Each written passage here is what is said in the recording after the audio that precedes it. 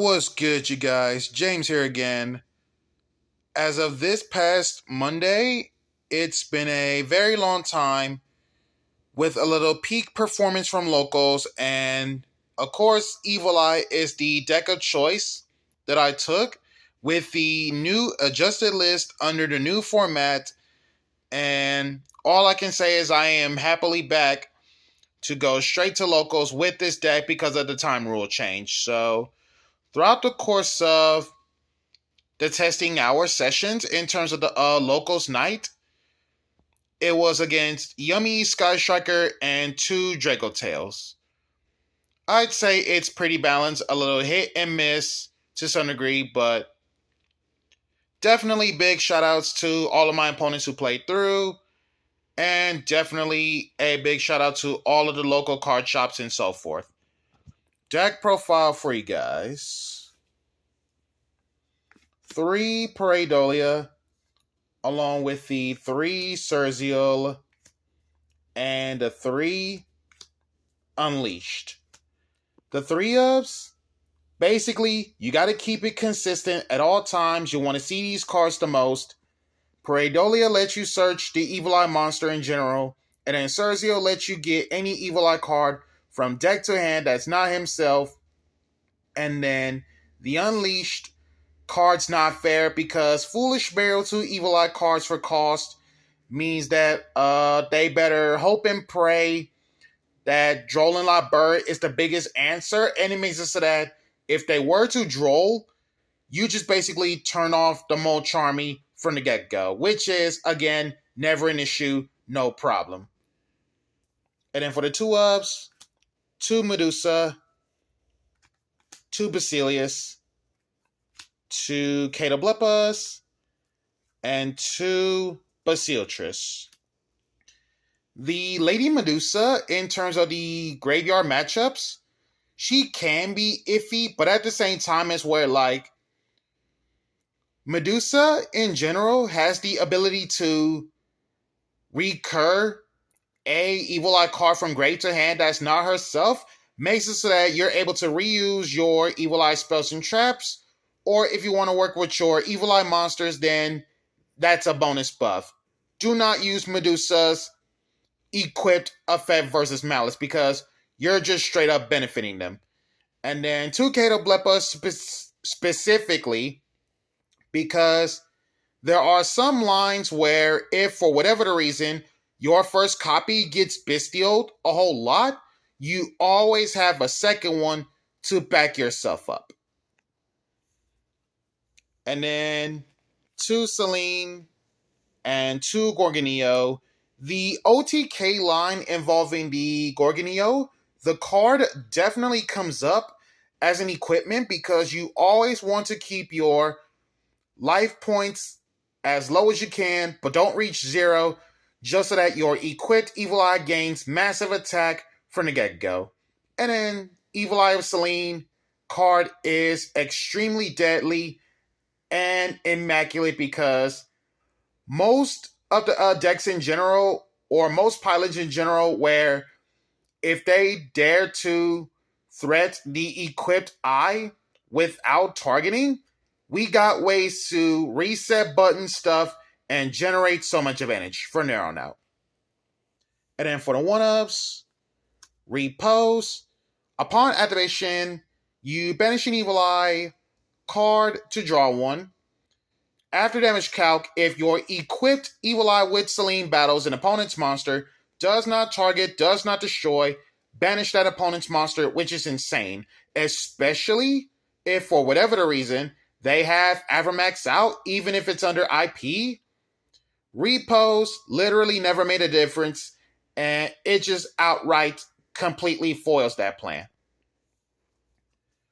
Re-emergence, you normally generate 1, but if Evil Eye of Selene exists, generate 2 tokens instead, and your Fiend lot once you generate those tokens. You get banished or re-emergence to make sure your Evil Eye spell traps can't be targeted with end card effects. And speaking of which about Repose, as a little bit of a backtrack, the Burial from a Different Dimension effect, all from Repose, Unfortunately, that did not come up once, but at the same time, in theory, is where if I have Cersei up with its destruction effect, if I were to use it, kill off repos, just so that you're able to bring back your banished Gorgoneos or your banished level 3 Evil Eyes back to the graveyard in any combinations, which is huge. And then the rest of the one-ups, Awakening, this card can play around any more Charmy. Confrontation, Defeat, Mesmerism, and Retribution.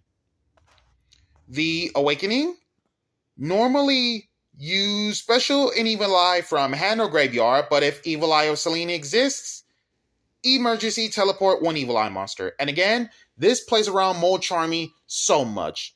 So in any combination of Mold Charmies, if they do Perulia and Fulos, just Reborn and Evil Eye. If they do Perulia and Meows, just Italian Evil Eye, as long as you got Evil Eye of Selene up, which are equipped Evil Eye, or if they do Fulos and Meows, just special and Evil Eye for the hand. Nothing more, nothing less out of it.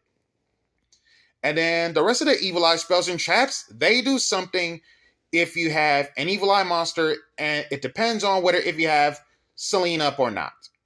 Confrontation, this is your MST. If Evil Eye of Selene exists, banish that destroyed spell trap. Do not do this versus Malice, because they'll always have a spell trap target for the sake of Queen of Hearts. Defeat, this is your compulsory evacuation device, and if Evil Eye of Selene exists, compulsory evacuation device times 2. And then Mesmerism, card is super niche under Link monsters.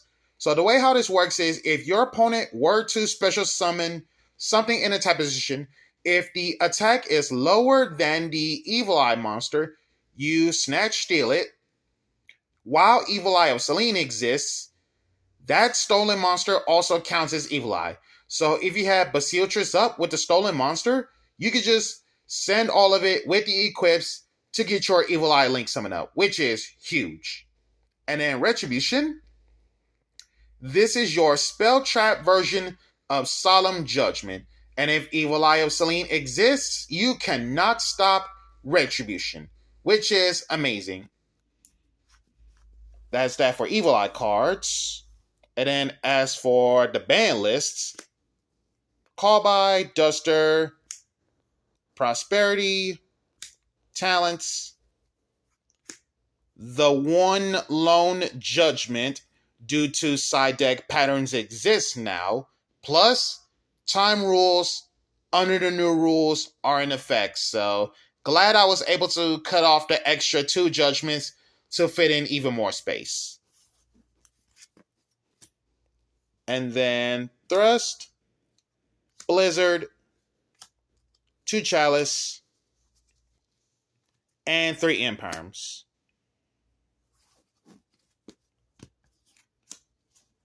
Extra deck,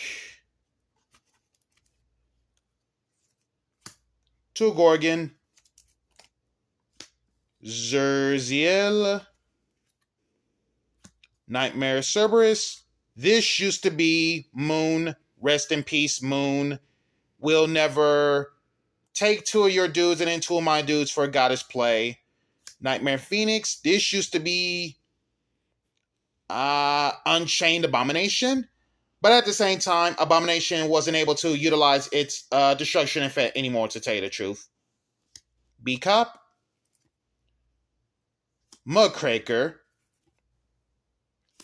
Abaoku, Goddess, shouldn't need to say much.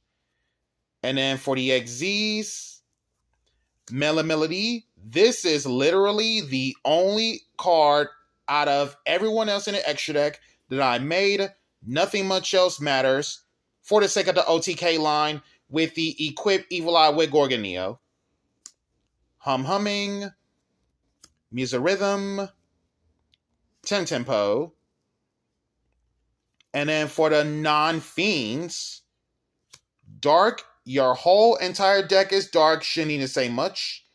And then Chimera Tech, Mega Fleet, this is for Crystron matchups, because if I see Cyber Dragon Infinity along with any of us having a EMZ, they just literally outright lose by contact fuse into Mega Fleet.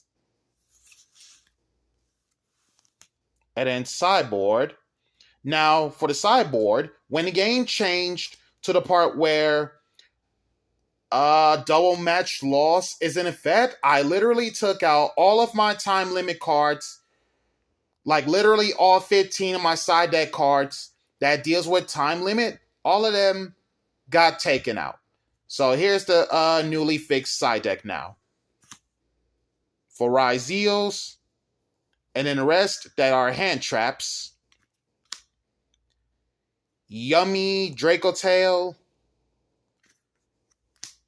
For an XZ monster that has Lupus under it as material to make it so that it couldn't be targeted, that XZ monster is not safe from Ghost Ogre. Malice counter. Turn off Molcharmy. Graveyard-based matchups. And Puppet Plant. Puppet Plant was my surprise tech on my return because I already know for that fact that once Draco Tail is coming around, this is the part where Puppet Plant is going to have a chance to shine. The case about Puppet Plant is, not once per turn, its effects are still alive, and you get to attack with a stolen monster. The case is, you discard this to target one warrior or spellcaster monster your opponent controls, take control of it.